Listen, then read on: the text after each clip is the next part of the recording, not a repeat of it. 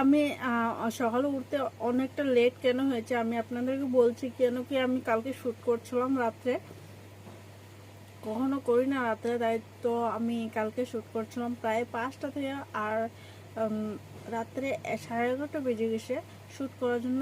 আর আমার খাওয়া দাওয়া অনেকটা লেট হয়ে গেছে, 1:30 বেজে গেছে খাওয়া দাওয়া করে।